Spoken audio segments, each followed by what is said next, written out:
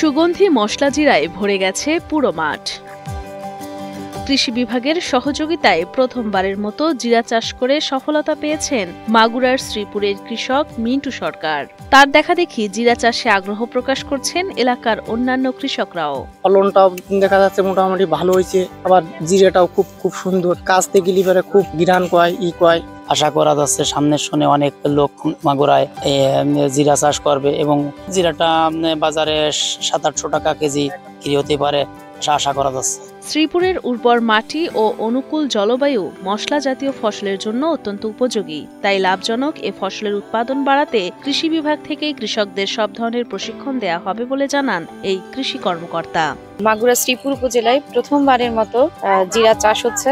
আর এখানে পেঁয়াজ, রসুন সহ অন্যান্য মশলা ফসল যেহেতু ভালো হয়, এক্ষেত্রে জিরাও আমরা পরীক্ষামূলকভাবে প্রথমবারের মতো যেহেতু চাষ করেছি, এটি মানে বলা যায় যে আমরা সফল। কিছুদিনের মধ্যে এটি হারভেস্ট হবে। আর জিরার দাম যেহেতু বেশি এবং এর বাজার মূল্য ভালো হওয়ার কারণে এটি সম্প্রসারণ হবে বলে আমরা আশা রাখছি। জিরার সম্ভাবনাময় ফসল এবং এটা আসলেই লাভজনক। 1 শতকে 3 থেকে 4 কেজি জিরা পাওয়া সম্ভব যদি ভালো হয়।